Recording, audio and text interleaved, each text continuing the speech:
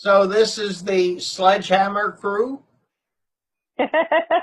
Some of it. Lorie and Valerie are calling in. They're the other two that got their claim form accepted, and also two women who have, they can tell you, an update on their story, but the judge accepted unbelievable documents into the case from Lorie and Val. Just, it would make you, as a constitutionalist, the proudest man in the world there, Arnie. Well, I commend all of you, and this is a marvelous opportunity for Judge Carter to... Valerie and Lorie. Hi, Paul. Hi, Lorie. Join the meeting. Hi. Hello, welcome. Thank you. So, Arnie, you just need to tell us how you want to handle this and how you want to proceed. This is your show. We're simply going to present a video at the end, copies to each of you for your distribution, and we'll post it at the Scanned Retina, and of course, disseminated across the globe. Okie dokie. Well, I guess then what I'll do is I'll just give an opener for us. And then, Carl is the one who, with myself and the paralegal, wrote the pleading for the criminal, civil joinder of criminal actions. And then Ron Poulson, and then Valerie and Lorie, who are on also, are folks who got their interested party claims form in. And I'm especially excited about Valerie and Lorie's claim form because theirs is just full of wonderful information of the fraud, even though it wasn't wonderful for them to experience. The fact that the judge is accepting this information into the case is just, it's an anomaly. The man is reading everything, and it's proving the fraud at the highest levels in the entire world. This case came as a result of my home being stolen. I've been in an 11-year fight, and this is my third illegal foreclosure, by the way. This one is the toughest because we're dealing with deep pocket banks and attorneys, and basically it's attorneys. We know that none of this is real. What we do know is they commit egregious crimes against the people. I've been SWAT teamed twice. I've had my automobile stolen, surrounded on the highway by more than half a dozen highway patrol cars, been attacked in the Land Records Department, which, Arnie, thank you. You were the one that worked with my private investigator that day and got that story out to the country in 2014. So there's been a lot of damage personally, physically, financially, raping and pirating of my family's inheritance and estate. And so as the woman, in August 2016, my home had an illegal trustee sale that was a credit bid. So no one bought my home. They did a book entry to send it back to the bank at a figure that was about twice what my home is actually of value on the land. Aside from that, we know that everything we're talking about, once that wet signature gets placed on that purported contract, everything from that day forward is damages. Because on the day we execute what we think we're executing, which is it's executory because there's only one autograph on it in the document, is not a mortgage, it's not a deed of trust. It's actually void right at the beginning ab initio due to the fact that there is no clean hands, no meeting of the mind, and there was no loan.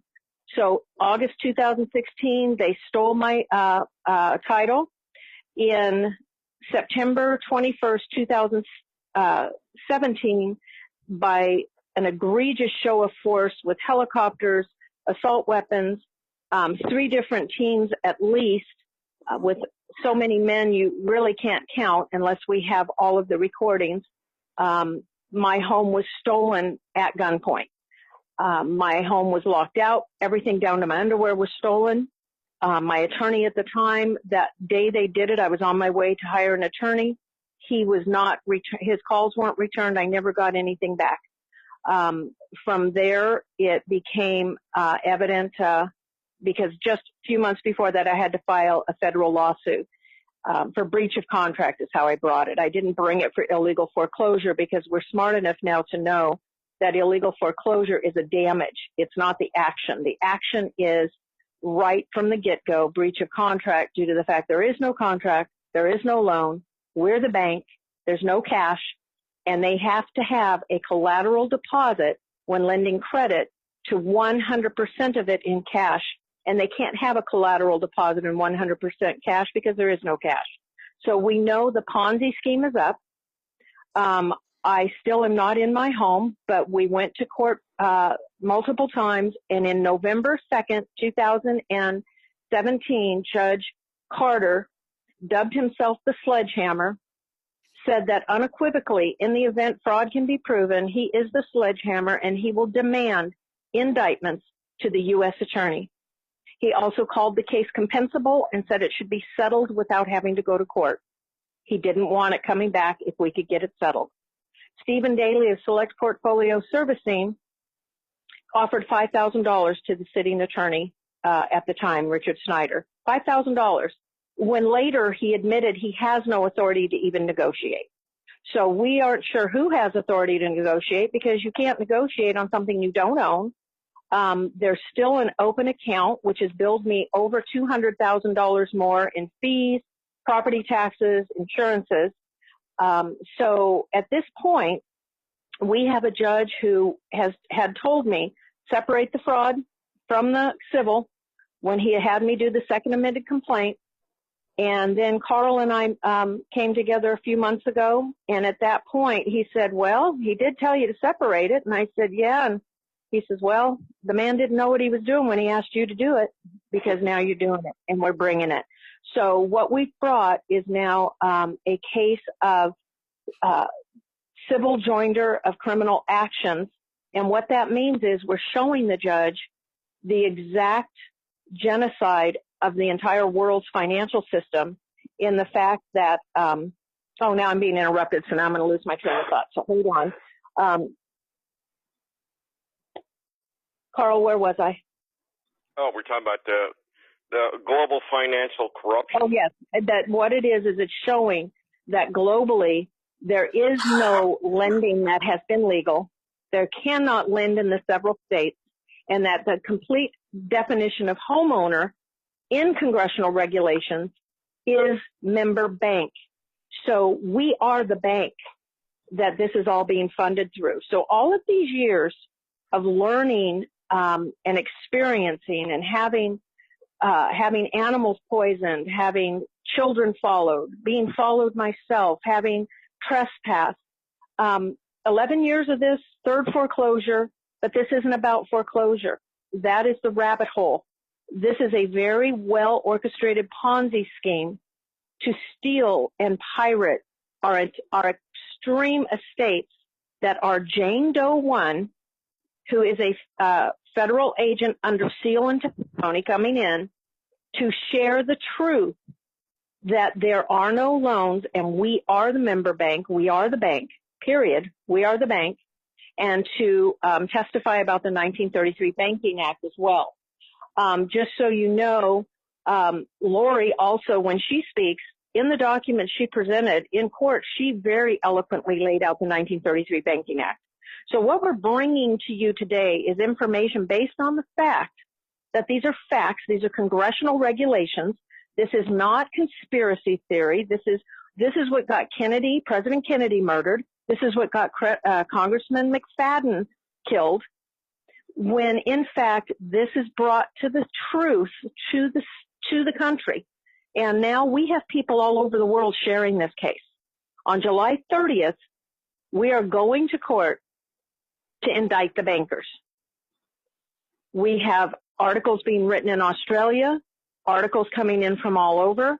I just found out today that this gentleman from Georgetown Law, Lawrence Augustin, is following our case on academia. He actually is sharing things with my name in it now. So this is growing when you have law professors. He's actually collaborating a center that's on public health, law, and human rights. So we're being heard. And we have people sending in what is called the interested party forms. And I had a phone call from our Jane Doe who told me, you know, she was on a call where this case came up. It was a national call, and she took over because she knew about the case, obviously, because she's involved. And what she said is courts and judges do not like joinder cases. They do not like class actions because of the minutia involved. But she said what's happened here is very simple. People are sending in hundreds, by the way, interested party claim forms to say, Your Honor, I am an interested party in these criminal actions because I am a victim of these same financial crimes against humanity. So this case has stemmed from me as a woman buying my land, thinking I was buying my land just to live upon, raise my children, my fruits, my vegetables, my horses, my goats, my chickens, of which now I have lost all of it except my children, which are the most precious. But they have lost their inheritance at this point because of this Ponzi scheme. And this case is about getting our country back in line, our financial health back in line, and returning the wealth to the people of which it belongs.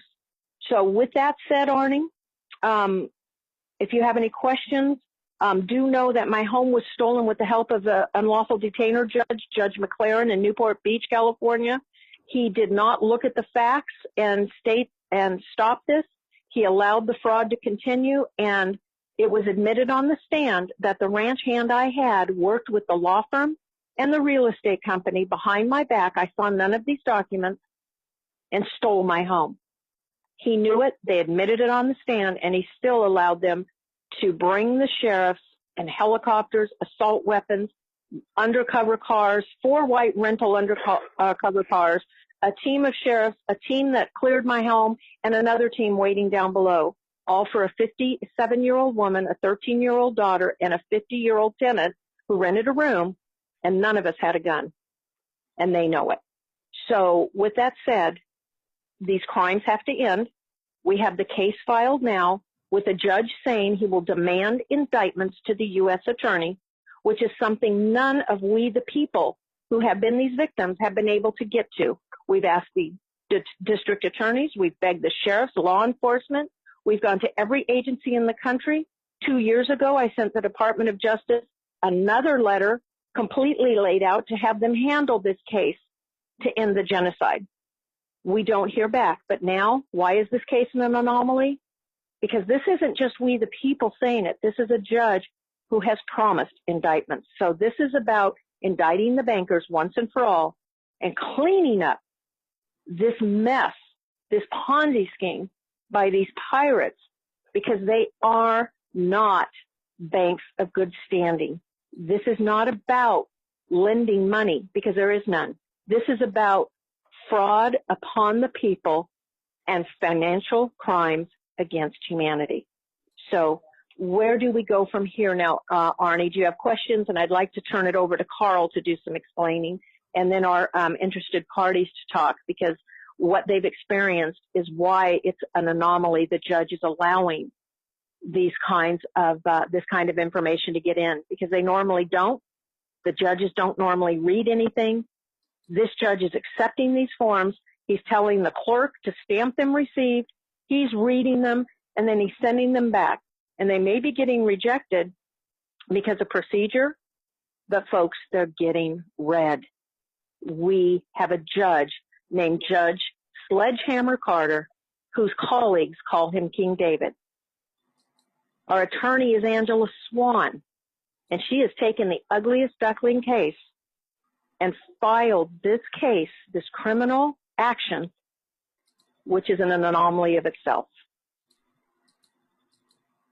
Well, that's quite a mouthful, to say the least. Who were the authorities that were dealing with you at that time?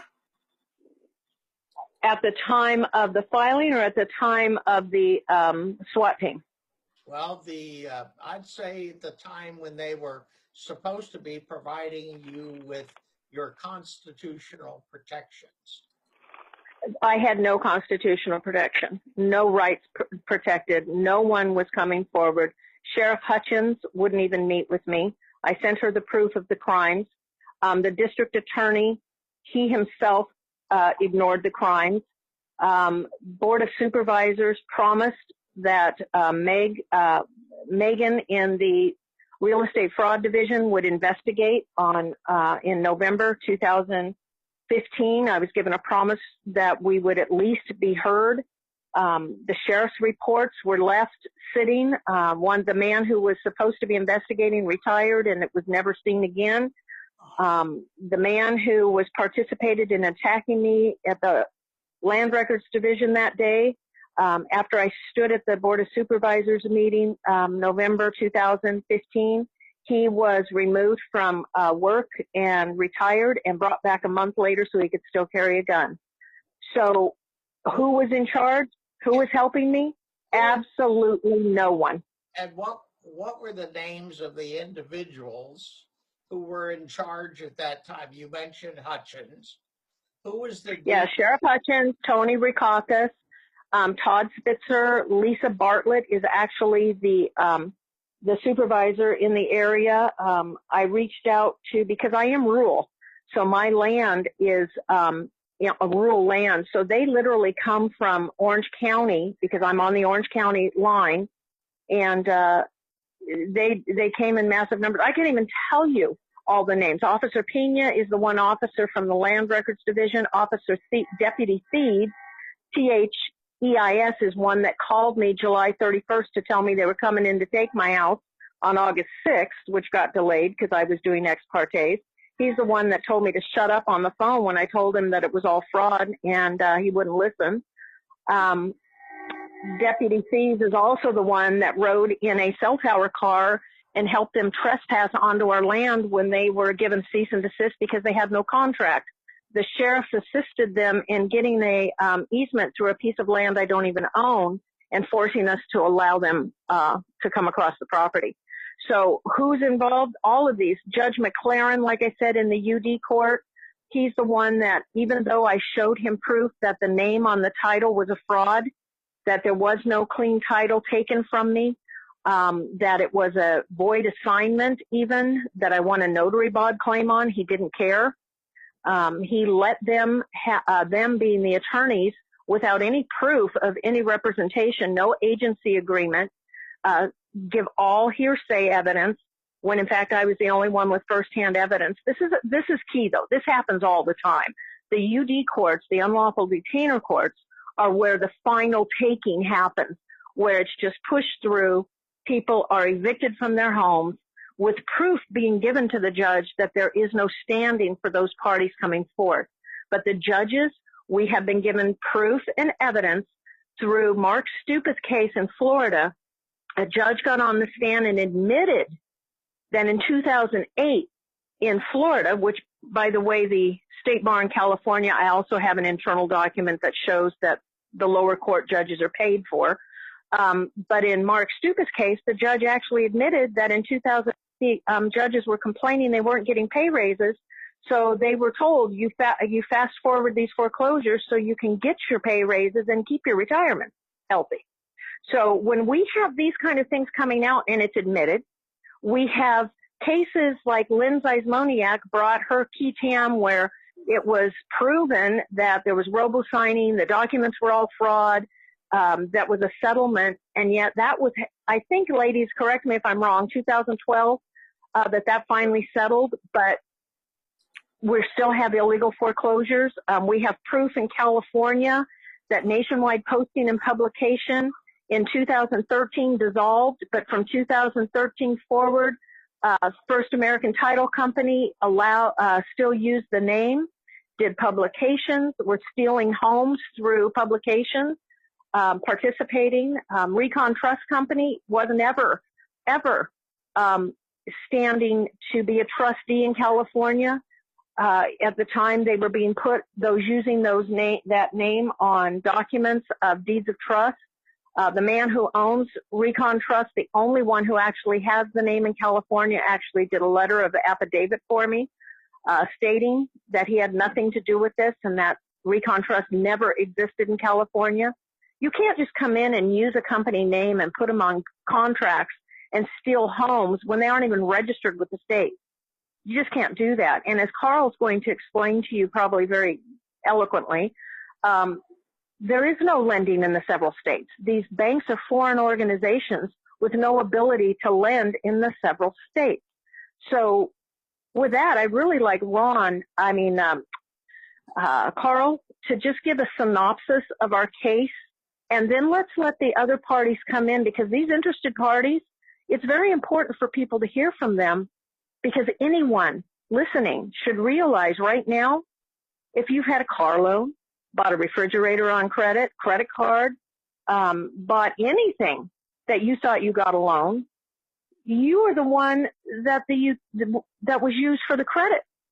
So there was no loan. What's happened is it's like them going to what you think is your bank account, saying, okay, you give me $1,000 and then you owe me $1,000. How does that compute? Yep. So, and even court cases, when you think about people being thrown in jail for not being able to pay a fine, for fathers who can't pay child support and they get their licenses taken away, which that's a whole other issue of fraud. All of this, homelessness, no one should be homeless. No one, unless they want to live in a tent. Not everybody wants to live in a house. Not everybody does. Some people like to live off the land. They like to live in a tent. But the fact is, it's evidence and proof that we are supposed to be having our needs met. Utilities are prepaid. Everything's being double dipped. And we, the people, are being evicted, abused, kicked in the teeth, literally. And now the jig's up. The truth is known. It's not that it hadn't been known before, but no one has brought a case like this because no one has had the ability to have a judge do what we have going here and bring the case at the same time. No one has done this. No one has created a case without making it a joinder or a class action. So this case, on the merits alone and on the interested parties alone, what the plan is and the intent is to have the Department of Justice forced into taking these indictments, and that all the interested parties benefit. And when I say that, it's because it's my case, my name's on it, but I'm bringing it for the people. No one is to be left behind. No one. This isn't a case of me getting a key TAM and having 33% of $177 trillion or more. No, this is about all of us. Anyone coming forward as an interested party will be an interested party in this case, in the criminal action. Deviation here, we have a civil action filed, which is about me, about my story, about my damages. Then we have the criminal action filed, which is about this judge saying, indict the bankers, forcing the U.S. attorney to step in and ending this genocide that's happened to our world in actuality. So, Carl, if you can do a little explaining, that would be great.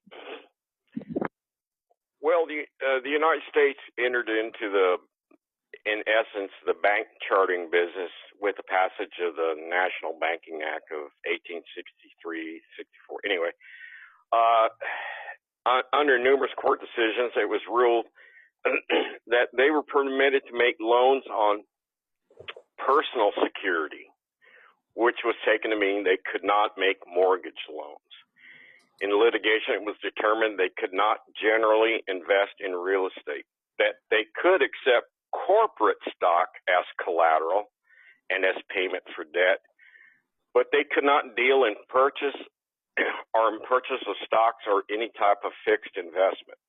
Now, this was the big nemesis for these guys because, in essence, what they wanted was real property for nothing. They wanted to secure real property with nothing invested. The issue got bantered back and forth up until 1911, and finally, in 1913, they passed the Federal Reserve Act. And what the Federal Reserve Act did, in fact, it's indisputable. It's on Cornell Law Library everywhere. What these guys did is they added a new chapter to the National Banking Act, Chapter 6, Foreign Banking. And that was the key. They took common day language, terms, and they moved it all offshore. Mortgage, real estate, real property, then brought it back to shore, and since then have used it against the American people. But the Federal Reserve Act and all consequential amendments to it have no application in the several states. Matter of fact, just for fun, I took Section 24, which is the real estate loan provisions. It's been amended 19 to 21 times. I spent 3 days and I ran every public law through the parallel tables of authority. There is not one of them listed, meaning there's no application in the several states, none of it. In fact, if you go to Cornell Law Library and you type in Chapter 6, Title 6 of the National Banking Act, and in quotation marks, you enter regulations, it will direct you to Title 12, CFR 211, Foreign Banking. So it's all foreign banking. It has no application in the several states. However, the foreign banks, they wanted a piece of it, and so in 1918, they amended the Federal Reserve Act and created the Edge Act corporations. These are agents for the principal, basically the Bank for International Settlement. And congressmen are aware of this, and so they permitted them to conduct banking in insular possession or territories, provided that the counterparty is a bank. They are only permitted to deal with other banks. And every transaction has to be secured by a collateral deposit, just like Billy said, of 100%. The older regulations listed it as 110%, but they've just recently, I think it was at 84, they reduced it to 100%. Irregardless, it has to be. And let me interrupt for just a second, because this is where people get really irate, is when they find out that that lien gets stuff when they say there's a lien on our home. It has nothing to do with our property. It has everything to do with this collateral deposit account, because this collateral deposit account has to exist in order to secure whatever loan would be done. But as Carl is explaining to you right now, there cannot be a collateral deposit because, first of all, there is no cash. But second of all, why are they stealing homes? The notice of trustee sale clearly states on it to any bidders, you are bidding on a lien, not the property. Bidders beware. Precisely. Matter of fact, if you go to the Securities Exchange Commission, the older publications, any collateral on deposit is called real property. I know that's a shock to most people, but that's the real property they're talking about. Actual collateral on deposit, a pledge in the Securities Exchange Commission older publication is referred to as real property. This is what we're working. This is what we're up against. They have an entirely different vocabulary. They use terms, words of art, and the system only works as long as the victims do the interpreting for them. Once you start asking, looking to find a definition of the terms, it invariably turns out to be foreign banking. It's all foreign banking. But that's how the system works. You know, they need us more than anything because we have to interpret it for them, which we've all learned now. Hopefully, we don't do that for them anymore. When you refer to someone as a homeowner, we want the definition of that term, homeowner. We're not going to define it for you. Yeah, you would like us to think it pertains to private residential property in the states, but it doesn't. You know, and here's the penalty. This is something that we couldn't even get in. They limited us to 25 pages. They're lucky. we could have, as Billy knows, we could have buried them. But well, and that's why, because there is so much more. And what this case is known as now is the case that takes the Credit River decision, which still stands today. It was appealed. It proved that there is no lending of cash or money. It's all credit entries. It's all fictitious. And it takes that case to the next degree and proves that we are the bank. We are the bank. There is no loan. There is no cash. And anyone out there listening that thinks it's bullpucky, let us all send you what debt these people think we owe them and let you deal with it. Because if you're so interested in paying something you don't owe, I don't think you'll have a problem paying what we don't owe. So that's how I look at this, is once you realize you have no debt, you're to be living as the man and the woman in peace, in harmony, with your immediate needs met, which means a roof over your head, the ability to travel, food, utilities. This is all part of what we are supposed to have. So what Carl's explaining here is that 65 pages, we still have it. We still have the bond. And we're praying that this judge follows through on his promise, because he is seeing the evidence of these crimes. Can we digress just a little here and let Ron and the ladies, Val and Lorie, chime in here a little bit? Ron, you were the first one to get your interested party claim form in, because a lot of this information, this is stuff you don't need to know. What you need to know is, number one, you're the bank. Number two, there is no loan. Number three, what's number three, Carl? There is no loan. It has to be pledged. It has to be prepaid by collateral deposit.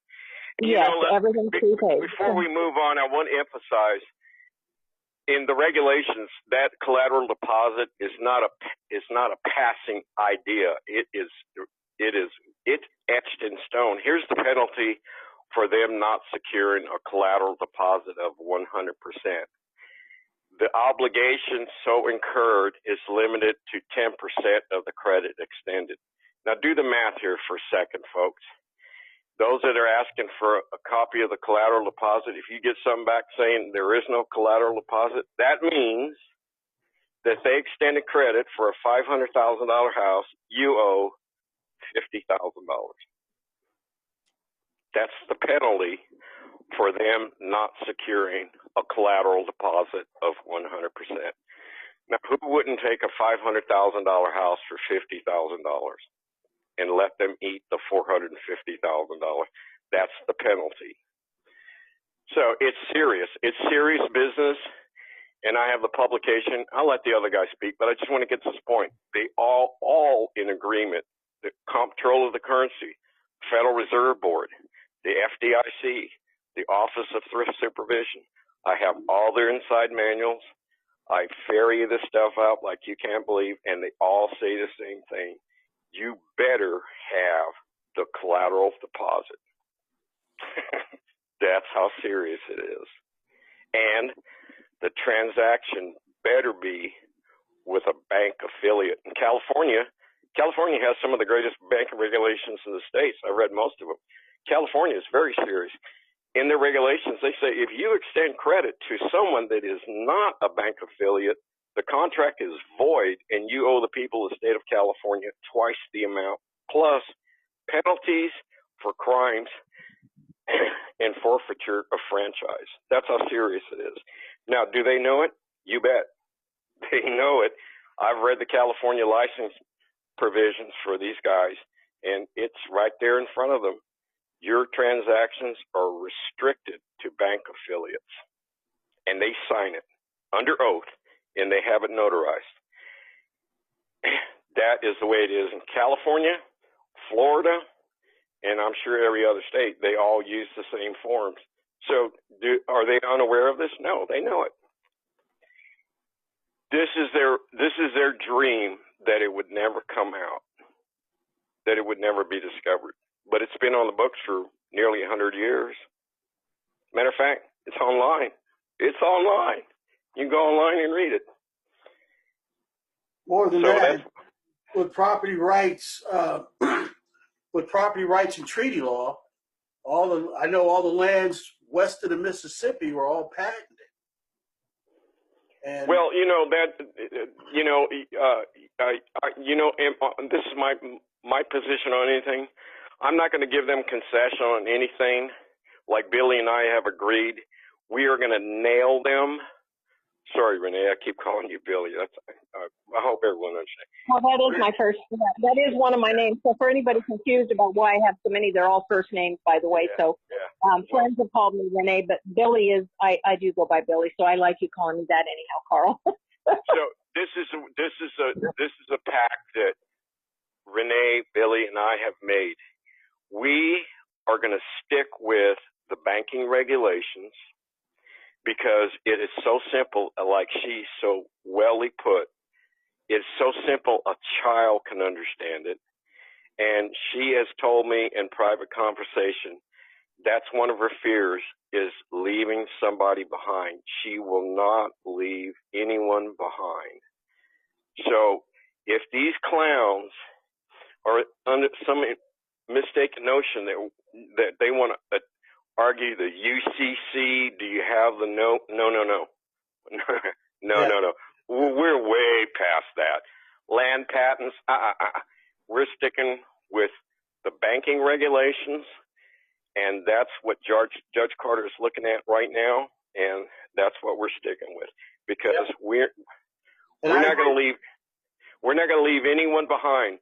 And she has a heart of gold, and she's told me that numerous times. She is not going to leave anyone behind. We want to be able to explain it to anyone on the street or a CEO, a judge. It doesn't matter. It's that's just the most beautiful thing you can think of. That's where we are. And we have. I want to add here. Judge Carter too is the homeless judge. He's the one dealing with the homeless situation here in Orange County. And I can tell you that man has a heart of gold. He is a good man. He wants people not to suffer. He doesn't want them taken advantage of. And when he asked where the $700 million in Orange County, California went, the attorneys in that room stuttered, stammered, spit, and couldn't give him an answer. And he's not one you want to say, I think, I believe to. He says, I want the facts. He made them come back. Then all of a sudden, Todd Spitzer calls, by the way, is very disrespectful to anyone. Just because you're homeless doesn't mean you're the scum of the earth. Because you're an addictive person, addictive personality, there's a lot of reasons we have drugs, opioids, people on the street with mental health. Health issues cannot be helped. So anyways, but Todd Spitzer, the Board of Supervisors had to come out and admit they found $185 million, Arnie. So we have $700 million they didn't use, that they couldn't say where it went. Then we got $185 million Todd Spitzer fined. And you know, the day I went to watch and observe on February 21st, when they were removing all the homeless from the riverbed, when I went over to ask him why he was ignoring helping me, why he wouldn't return calls, he turned around and he said, well, go get in line, get a voucher. I looked at him and I said, get a voucher?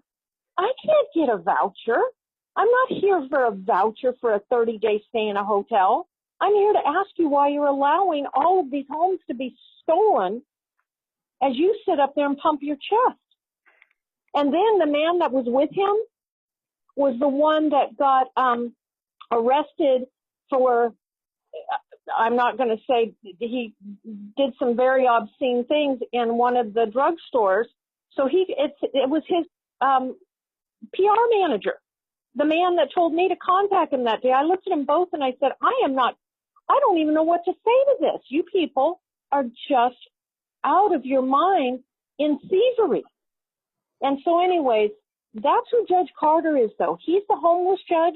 He said, where's the money? He's not just letting them lie to him.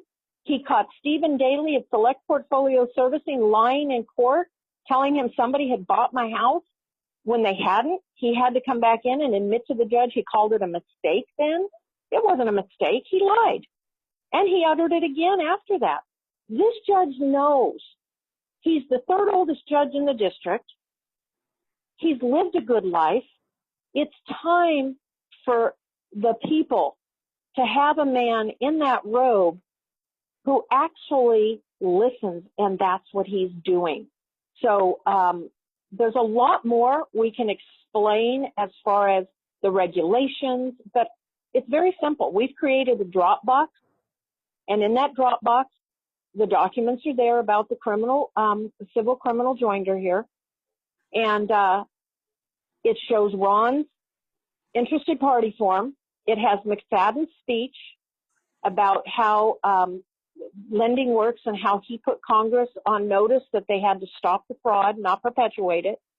It's going to have Lorie and Val's information in there once we can get it uploaded properly, so that when the people go to that Dropbox, you see the information, you see, simply read that 25-page, because it also tells you the violations and the fees and the fines and the jail time. And our favorite is the one that says $1 million and 30 years in prison for one violation. One. So, Ron, maybe pipe in now, because you got the first claim form accepted, and this has been a journey. Some are sending things back for the third time because there's been mistakes. But as we know, the courts aren't for us. We can't even fill out a simple one-page form properly without it having to come back 3 times and do again. So this case, the only thing different about this here with our stuff coming back to us is this judge is not rejecting our stuff with prejudice. Because most of the other judges, if you send something in and it's not right, it doesn't mirror the case caption on the interested party form, or you use the wrong proof of service like I did. He didn't dismiss it, the whole thing, with prejudice, so I could never bring it back. All he did was point out any discrepancy for me to correct it. He was giving kind instruction, because the federal rules of civil procedure are very distinct as to how your any form or cover sheet has to match and mirror whatever the case complaint caption is. So I commend this judge on that. I've been fighting for my house. I was fighting for my house for almost 10 years. And these judges, they'll dismiss your case like real simple. They'll take your $500 or whatever it is down to go to federal court, and you'll walk into court, or you may not even have a chance to walk into court. They'll just dismiss your case because you missed a comma. They're just stupid stuff like that. So in my case, when I first put mine in, I made a mistake on the cover sheet. I didn't have all the defendants listed. I had it on a separate piece of paper, but when I mailed it off, I discovered I didn't include that separate piece of paper. And lucky for me, I was able to get another copy that had the case caption already captured on the paper. So all I had to do was fill in my name and send it in. Unfortunately, I made another human error. I used the proof of service that the Central District Bankruptcy Court uses. Central District Civil Court, Criminal Court have their own proof of service separate from the Bankruptcy Court. So I got a discrepancy.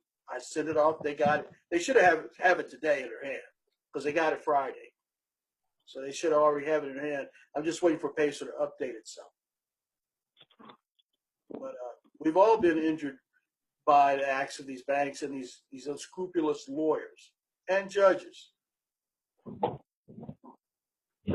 And your information that you got in, again, that's in the Dropbox for anybody that wants to read what Ron sent. It's very simple. He's done a timeline. But the one right now that really, really touches my heart that this judge has allowed in, when that gets into the Dropbox and the people listening to this read Lorie and Val's words, what they have gone through, and the fact that this judge didn't deny this going into this case, this is evidence that we finally have someone listening. So Val and Lorie, you two can speak to all of this very well. I've learned so much from you two, and you are my sisters from Chicago. So please go ahead and tell everybody what you have put into this case that this judge has read, allowed in, and how you've become interested parties. Okay. Well, we first started our foreclosure proceedings in the end of 2011. We basically had to learn on the fly. We did not have the financial means to hire an attorney, but we knew something was wrong because in 2009, our loan had already been remodified without either one of us providing any financial paperwork or doing any authorization on any paperwork to have our loan remodified. So we knew something was going on with our mortgage, with the paperwork, that somebody was doing something that was a little fishy behind the scenes with regards to the property that we were residing in at the time.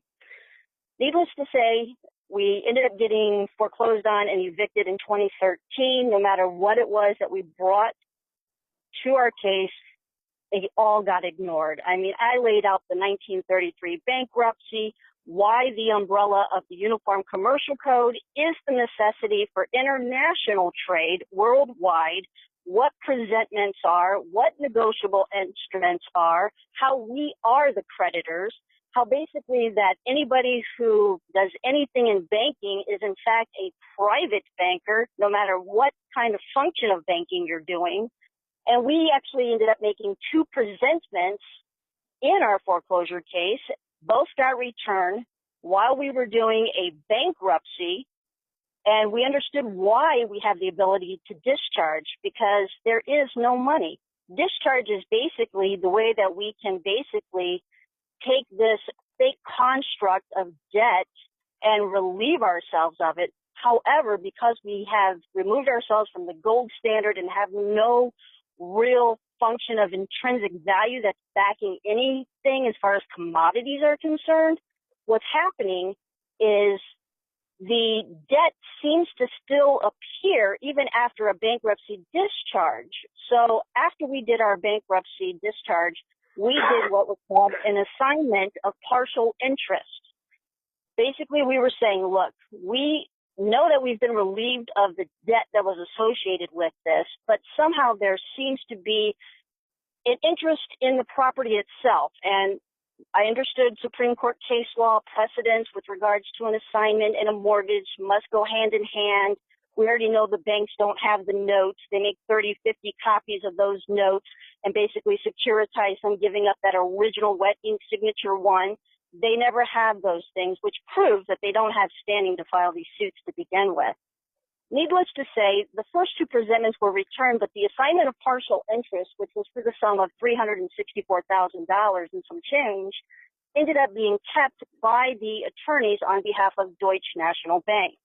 And the attorneys were Weltman, Weinberg, and Reese. To this day, I know they've securitized that assignment of partial interest while they kicked us to the curb.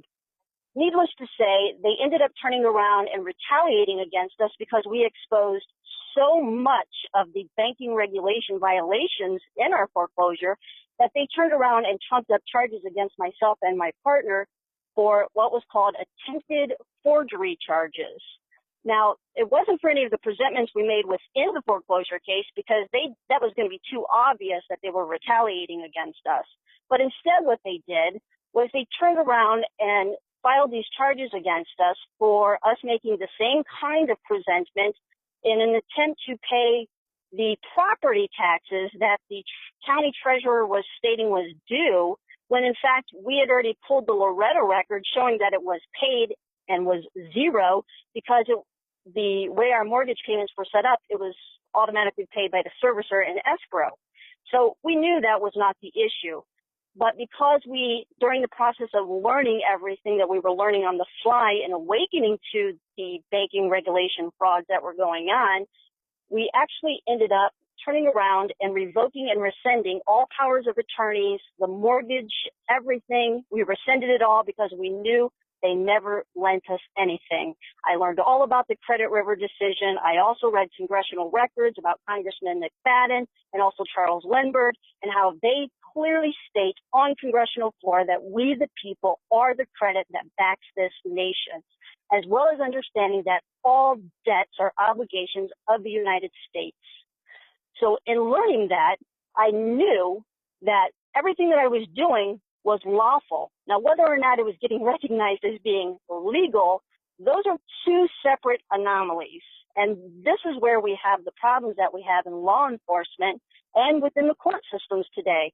Because basically you have this legal realm that's all dealing in fiction and has nothing to do with actual facts. And then you have this whole other side of actual lawful, being natural law. Where is this value coming from? If you look at any assignment, the first sentence says, for the value received. What value did they receive? Well, that's from our signatures, obviously. And this is how they're assigning these mortgages to these other parties where they're securitizing these things. So needless to say, with these trumped-up charges that we got filed against us for this attempted forgery, my partner ended up actually having some human rights violated. We went before, well, first let me tell you who the foreclosure judge was. This is taking place in DuPage County, Illinois. Our property's in Lombard, Illinois. And the judge in the foreclosure case was Judge Robert Gibson. The lady who oversaw the actual presentment and cause to vacate the foreclosure judgment was Judge Bonnie Wheaton. And then the judge who was in charge of the criminal misdemeanor case for the attempted forgery was Judge Mitten. Needless to say, my partner ends up going in. We outlined all the retaliation that we had endured to the point to where we were even held in a custodial interrogation within the courthouse to try to intimidate us because of the UCC financing statements that we had filed showing that we were actually the holders in due course and the secured party creditors with regards to our loan and the property and everything else. We basically listed everything in there that we knew that we rightfully owned because we are the credit. So needless to say, I ended up filing a complaint against the deputy who was the bailiff in the foreclosure case. His name is Deputy Phillips. I filed that with the sheriff of DuPage County, being John E. Zaruba, and I kindly wrote him and asked him, hey, look, your deputy ended up holding us in a custodial interrogation, which violates Illinois coded statutes that anytime anybody is under investigation or being interrogated, it's to happen within a police station or the sheriff's office, not within a courthouse. That is not proper. It's not legal. I asked if we were under investigation. Never got any response back.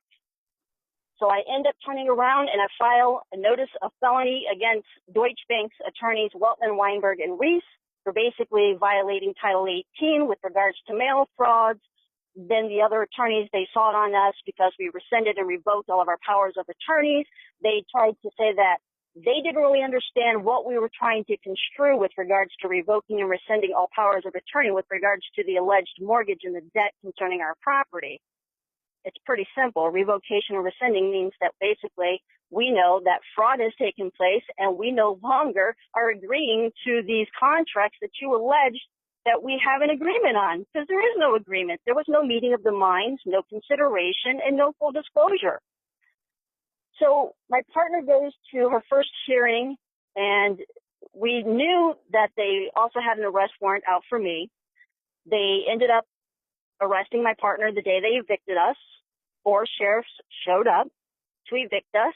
A 5th sheriff showed up and arrested my partner. I told her who I was. For whatever reason, they decided not to arrest me on the day that they evicted us. Perhaps it was because we did have some remaining furniture still in the home, and they knew that it would just be left and we'd lose everything. And my partner, the second hearing she goes to, she ends up having the court cleared out where only her family's in the court. I couldn't go to court with her because last time I had attended court with her, I heard on the radios that they were looking for me. They had indicated that we had left the court building and that we were ready to leave, and that they said, find Lorie Cole and get her, because that was on the arrest warrant for the same attempted forgery.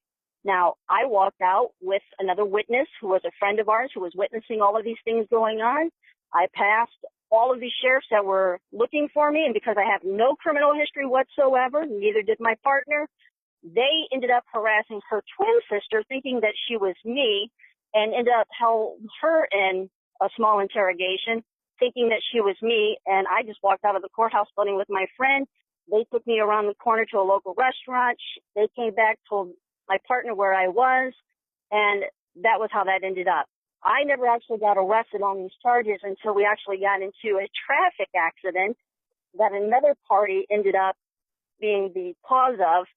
And because when they ran my name, that attempted forgery arrest warrant came out, and so I ended up being arrested by the Lombard Police Department.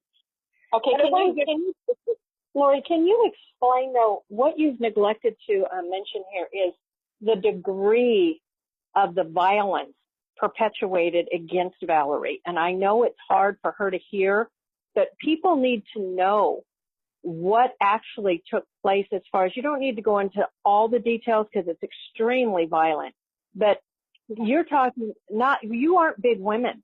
You're not 6'3", athletic, 190, 215 pound women. What happened to Valerie is why we cannot any longer tolerate what even you're speaking of now, because anyhow, I would like you to explain that a little more, because when people hear what you're talking about now, they think, oh, they just committed a forgery. Well, you can't. No, there was no forgery. Your home was paid off. It's your home. But what they did to Valerie goes above and beyond any kind of abuse that should take place. Yes, on September 19, 2013, when she made her second appearance in this court hearing for this attempted forgery, they cleared out the courtroom, which is a tactic the courts use when they don't want someone who's awake and knows what's really going on, exposing to the public the truth about the laws that they're breaking. So basically, they clear out the courtroom, calls her case up last. She did have two of her sisters and a nephew that attended this court hearing with her, so they witnessed all of this. They have their own affidavits they've done on everything they witnessed as well. Basically, the same deputy from the foreclosure case comes in with a piece of paper that's folded up, looks at Valerie and says, "Hi, nice smile," and then greets her entire family. Then he hands this piece of paper to the clerk of the court, who opens it up, reads it, hands it to the judge. She reads it, tucks it underneath the bottom of the file. Valerie goes up, tells her name is called, and begins to proceed in the hearing. And before Valerie could even really start to explain anything, the judge is holding her in contempt of court. Out of the woodworks, it looked like cockroaches. 3 or 4 deputies come out from behind the judge's bench, one with a K9. 3 or 4 deputies come up from behind, and it was like a SWAT team of 5'4". I'm 5'4", and at that time weighed 130 pounds. I'm non-combative. I've never even had a moving violation. Nothing on my record, ever. And basically, the gentleman, which was Deputy Feinstein, with the K9 dog, grabs Valerie by the back of the hair, slams her face into the judge's bench. Before the judge could even say that she was holding Valerie in contempt of court, the deputies had already basically swatted her and came up from behind.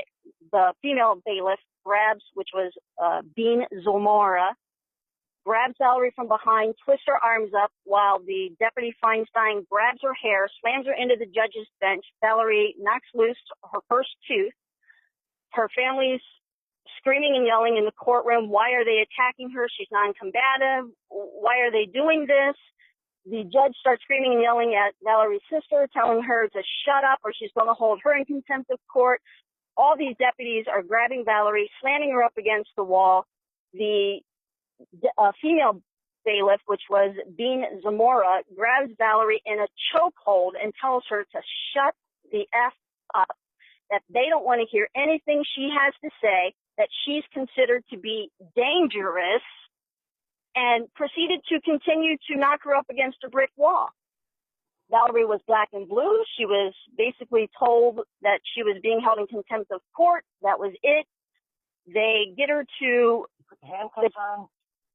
They put the handcuffs on wrong in the hallway.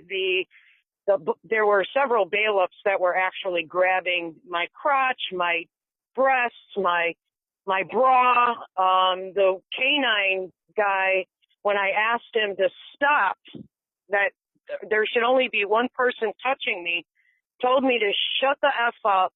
And I turned around and looked at him, and he tried to push my head back into the wall. And I said, "You will be known for your actions." so with that, when I stated that, I just wanted you guys to know that he actually was held responsible for his actions. Unfortunately, it was by a higher power. When I turned and told him, and after he told me to shut up, he put his dog into my crotch. And I said, your family will know what you've done. And less than 8 days later, he actually, in the prime of his life, passed away in his sleep. Now, that's instant karma. But go ahead, Lorie, because I just got back in. So needless to say, she goes down to the jailhouse. There's a tunnel that leads to the actual jailhouse from the court in DuPage County at the 18th Judicial Circuit Court. Oh, they intentionally put the handcuffs on incorrectly, where they're kind of slightly oblong. They put them on so that the circulation in my hands, by the time they got me downstairs, my hands were blue. So as Zamora Bean ends up passing Valerie to the next deputy who's going to take her to now the DuPage County jailhouse, she asked, why is she handcuffed in the back? And Valerie was saying the cuffs were too tight. And they said, she's dangerous. Keep her handcuffed from behind her back. So the deputy didn't question anymore and took her. But by the time that deputy who had transferred Valerie underneath to the jailhouse had saw that her hands were purple and the circulation was being cut off, and she released the handcuffs and didn't find that Valerie was being combative or was dangerous in any way. Needless to say, when Valerie gets to the to the jailhouse, they immediately tell her to strip. Now, they had no other uniform, nothing else there for her to put on, because Valerie, when she was arrested on the June 13th, 2013, during the eviction, what she endured first was 9.5 hours of psychological warfare, where they told her to strip off her clothing and made her sit naked for 9 hours without any clothing and just gave her a moving blanket. Every time they would come and get her for booking, they would give her a jumpsuit to put on, but the moment they brought her back to the psych room ward, they removed all clothing and made her sit naked. She was not allowed any phone calls, and this was the first 9.5 hours before we were able to bail her out on the same day that we were evicted from our home. So back to September 19th, 2013, where she's now being transferred from the courthouse for contempt of court. Basically, she has 5 female deputies who jump her. I'm in the room, and one holding the door and the other one standing in the doorway. So it was a total of 7. Basically telling her to strip her clothing again, meaning she was going to be sitting naked again, and basically just psychological warfare to embarrass her. And I said, are you kidding me? And they said, no. They threw me onto what is a cement bed without any cushions. And that's where my lower tooth was knocked out. And then they actually cut my shirt off, cut my bra off, pulled my pants off, ripped my socks off, and cut my underwear. And then left her sitting in a psych room ward for 3 days, completely naked, no toiletries, no nothing. No toilet paper, no nothing. They gave me nothing. Finally, they got a psychologist to come in and speak to me through the door, through the slot that they feed you your food. Now, I've never, ever been in the inside of a jail or a prison or a holding center or anything. I am a stickler for the law, what is not natural law. Cause no loss, harm, or injury, and your butt is as good as gold. So at this point, I have stated to them that I wanted to make a phone call, so the psychologist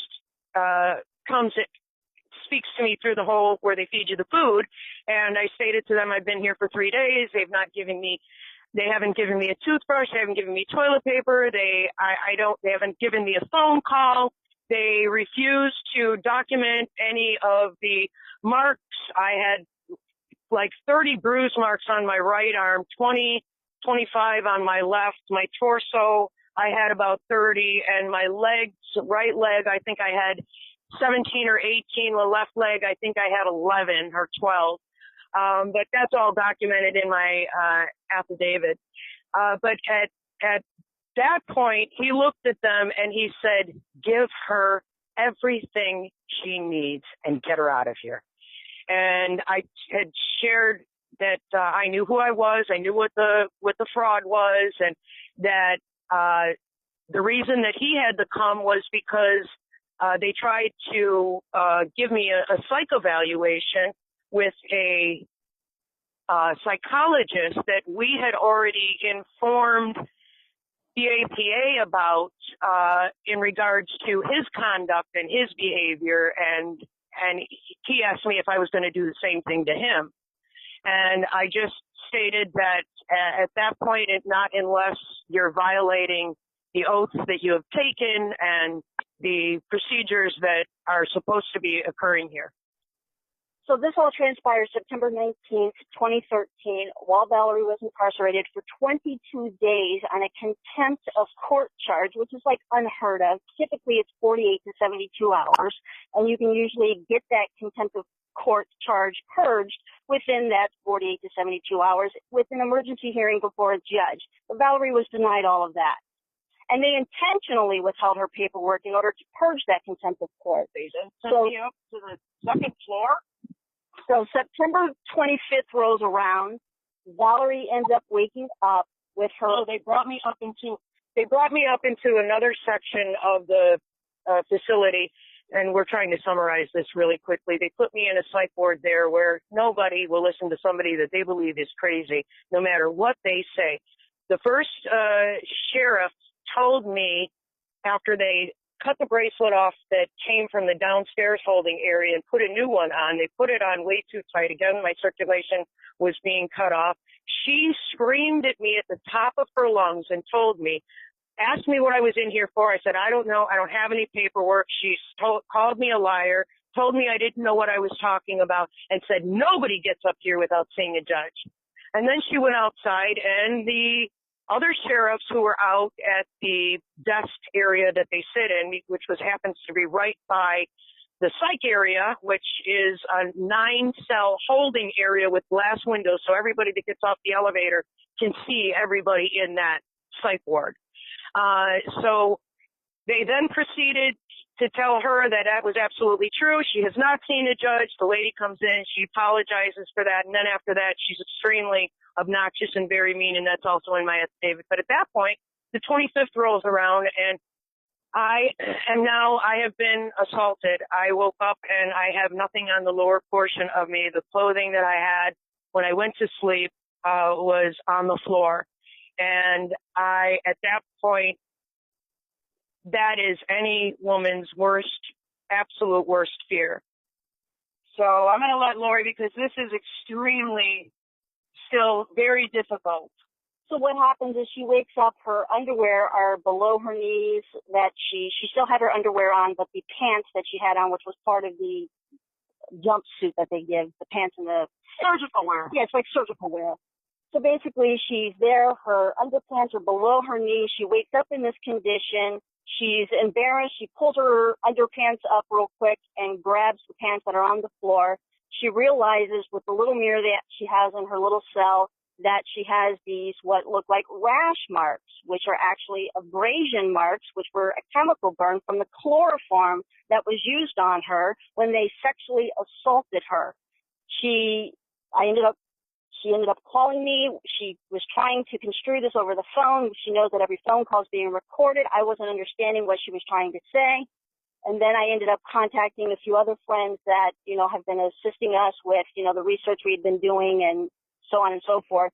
And with that, I knew I put the pieces together, what she was trying to construe. So I phoned another female who ended up calling the sheriffs and saying that, look, I understand that Valerie has been sexually assaulted and she's basically been chloroformed, and she is in danger, and we want to get her out of the danger that she's in. Her sisters end up catching word. I started making a lot of phone calls and sending out emails what was going on. Her sisters came in, and it just so happens 2 days after this incident was visiting hours. Her sister and her twin sister ends up sneaking her iPhone in because the sheriff absolutely refused to document any of this. She ends up sneaking her iPhone in and snapped 2 pictures before she got busted with the iPhone, which would have landed her butt in jail. And she got pictures showing that her right eye has a huge egg on it. You can see the little chemical burns. And these are all documentations, evidence that we have entered into this case of Renee's.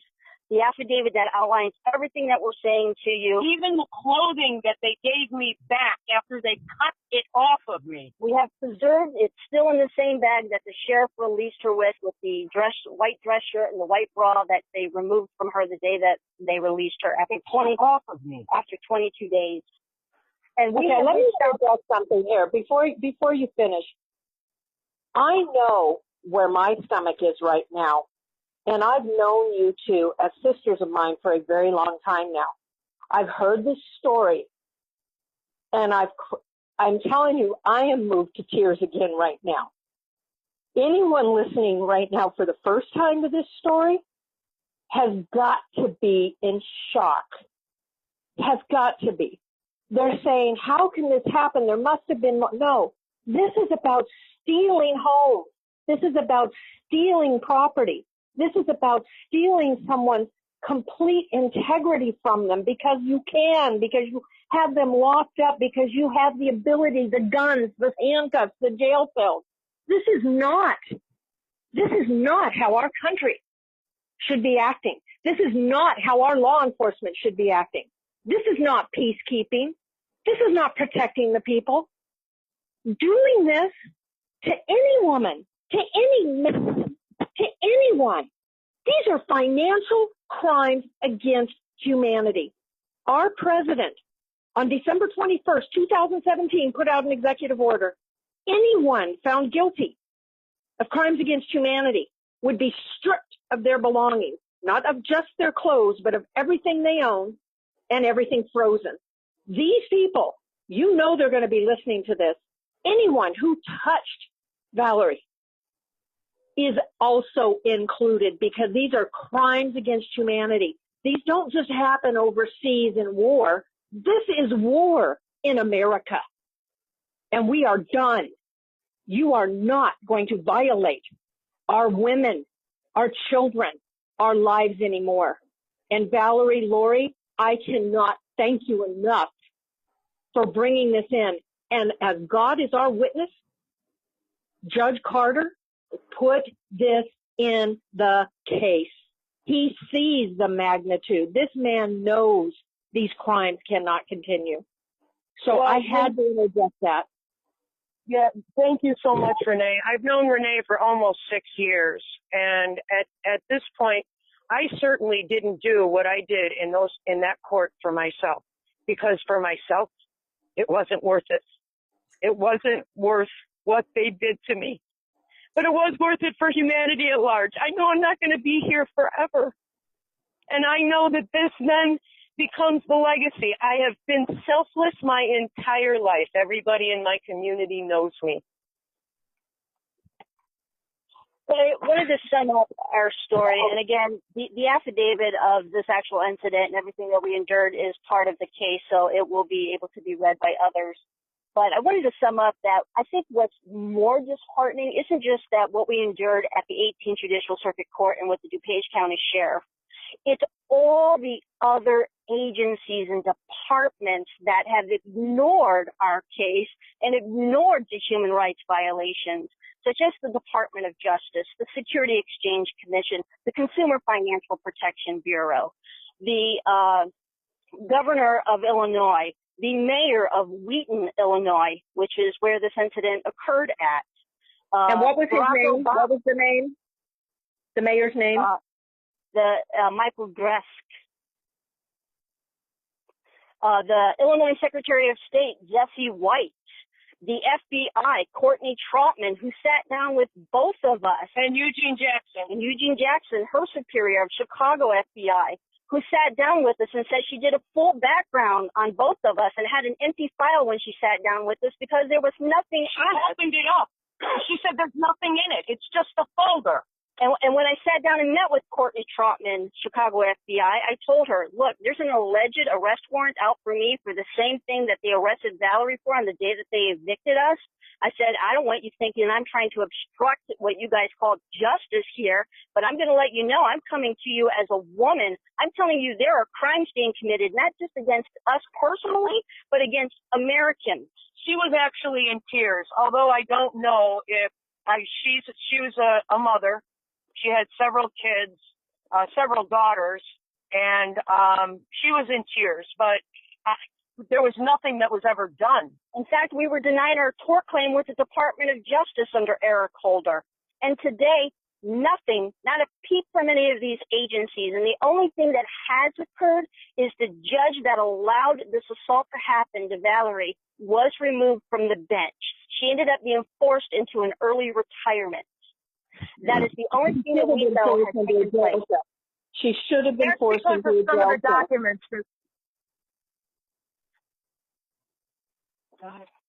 Valerie was just saying that judge was removed only because of some of the documents that we filed where we made her the trustee in the case because we understood how trust law was working, and they were reversing those roles. When we are the true beneficiary, they were reversing the roles on us and making us the trustees, and trustees always pay the fines, the court fees, and the bills. And they are, in fact, the public fiduciaries, not we the people. And you know what? What you just said is exactly what McFadden said. And Lorie, explain McFadden's speech and what he started out with Henry Ford's statement. And just give a synopsis of McFadden's speech, because what you just said is eloquent to what he said.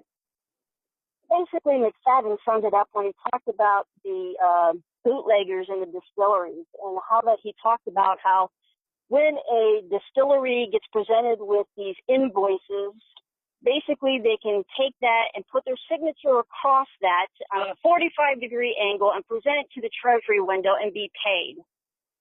And basically he went on to explain how that the people are in fact the credit that backs the nation. And if all the debt obligations are that of the United States, why is it when we're making these presentments to discharge the debt or to adjust it, offset it, or settle it, why are they committing treason against the United States and not discharging the debt? All of this is correct on so many levels, and we have the documentation with Renee to prove this that we're actually saying. But what I want the listeners to actually hear in this is how many of these listeners would allow their existence to be controlled by their children? I'm sure many would say, if I said, I'll bet your children won't be able to tell you what to do. What we need to remember here is we created this government. It was of the people, by the people, for the people. The created can never, ever rule over its creator. And they are.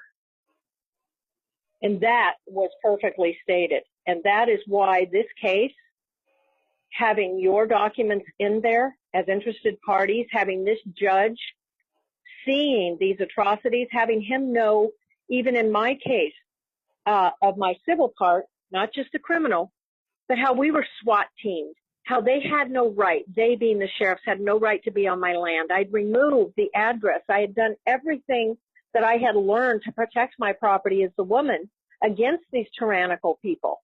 And yet, these badged ones who are supposed to be our protectors have sided with the criminals and using fraud upon the court through these courts of UD, unlawful detainers, judges allowing, just saying, oh, there's that piece of paper, no matter whether it's fraud or not, stealing our property. And so what this case does is it aligns with the fact that the story you just heard of Valerie and of Lorie is not an anomaly either. We have people held innocently all across America, all across the world, because of these businesses known as prisons and jails. These are businesses. So what this case does is it proves, unequivocally proves, that there is no standing to steal our homes, our property, and that the laws they wrote, being Congress, congressional regulations of lending, this isn't hogwash. This is the rules of Congress. This is law. Congressman McFadden, like Lorie said, was very clear. He knew how it worked. That's why he was dead very shortly after. This is why we have people begging for help because they don't know where to turn. We have women wanting to commit suicide because of the embarrassment, because no one will help them, because they're abused. Their children, they have nowhere to take their children. The men have been emasculated. Nothing in this country, as far as our financial banking system goes, is without fraud. So this case, we hope those listening will read it. Don't just call and start asking questions. Be responsible. Know your information. Know your own case. Take out your documents and see from the time you put a wedding signature on something, it didn't exist. So anything going forward from there is your damages. Anything going forward from there. The cause, the action is the fact that you lent the money. Not money, excuse me. You were the credit that funded this. You're the bank, because we know there's no money. But we're so programmed to say that, aren't we? So, Arnie, I think you've heard very well what this case is about. This case is about you, Arnie, your family, about Carl, about his family, about Carl having a nephew that at a very young age knows banking laws better than any of these attorneys that we come across. There is Ron and his wife who were evicted unlawfully from their home and illegally. They too lived in conditions that no man or woman should have to be in upon that. They now have their own home again, but this has been hell on earth. Laura and Valerie are in the community helping people constantly, running a business, doing the best they can. We have got to stop stealing and start healing. And those who have committed these crimes, heck, we pray for you too, but you got to stop. The fact is even the criminals, once they realize all their debt is paid, prepaid, why are they hurting people? Why are they doing anything? There is no need for greed. There is no need for greed. And as Carl says, what do you say, Carl? This case, it's a beautiful thing. It is a beautiful thing. Well, you know what? I think we've all touched on the fact that we have a republic form of government, and our founding fathers entrusted us to keep it and protect it and defend it. And when we as a people walk into a court and we present to whoever's sitting there congressional intent written by the legislative branch, buttressed by the implementing regulations from the executive branch, the third branch, the judicial, has no choice but to utter a decision in our favor. It is, in the real way, our form of government is on trial. That's what it is. Yeah, it's illegal foreclosures and financial crimes and all the rest of it, but in a bigger sense, this is our form of government on trial. And this is what it comes down to. And we need everyone's support because it affects all of us. And if we want any hope for change or to provide any type of future for our children, our families, this is it. This is fish or cut bait right here. This is what it is. And, it's been a pleasure working with Billie. She's a bulldog on this, and that's the way it has to be. These atrocities have got to stop. and reparations have to start happening, because it's just simply unconscionable behavior, unconscionable, and we as a people cannot tolerate this. And I would just like. Oh, I'm sorry. Go ahead. Thank you so much, Carl. Is that your name? Yes. Okay, great. This is Valerie. Just a quick note. If no one on any of these listeners realize the reason that everybody is requested to stand in a courtroom is when the judges first came out, they came out with a Bible. And That's the Bible, They said, all rise to the word of God. This may get somebody in trouble, but I would bring a Bible, and after everybody rises and sits down, and the judge sits down, I would raise my Bible if I was called next and asked, request for all to rise. This is the true word of God. Absolutely. Then you actually have the courtroom back under common law. Absolutely. Although I don't know how well that would serve anyone, and this is a dangerous game that they are playing, and it's not justice for us. It's just us. Yep. Meaning the government. Sorry, Carl, continue. The key here is the intent for this criminal action is to force the Department of Justice, and it will be actually still greed on the Department of Justice's part, because the United States Incorporated stands to make hundreds of trillions of dollars in fines that are due for all of these violations. So when you start talking trillions of dollars, we have no national debt left. Our people are at peace. We get rid of these bankers. Look at what Iceland did. Absolutely. That's key. One of my children, my daughter, went to Iceland a couple of years ago, and she couldn't believe what a peaceful country it was. People coming here from other countries, even though on the news we hear horrible atrocities, they're shocked at the way our people are treated. They're shocked at the homeless people on the street. Lou Noble goes out and films. We have homeless who have nowhere to go. Nowhere. I watch them. You watch them. They'll have an officer come up and move them along, but they look at them like, okay, well, where are you moving me to? I have nowhere to go. Everything right at this moment has been taken away. We have the ability now, and whether you like him or don't like him, we have a president in place. He has created executive orders that go to the human trafficking. We have more human trafficking being addressed now than ever before. But don't forget, human trafficking happens on paper. And that's what this is. This is human trafficking on paper. Financial crimes against humanity.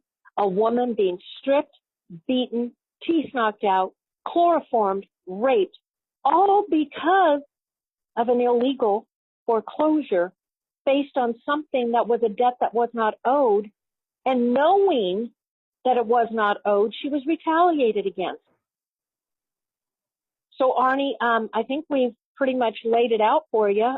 We'd like to hear your closing remarks, and thank you for letting this story be told, and thank you for getting it out to everyone, because you are very well followed, and I respect you very much, and I still owe you a debt of gratitude for your help that day when I was attacked at the land records. So we're in this together. This is the Sledgehammer Village, and our Sledgehammer team is some of the most amazing, giving, knowledgeable people in this country. Well, it's quite marvelous to hear all of this and see Americans act like Americans.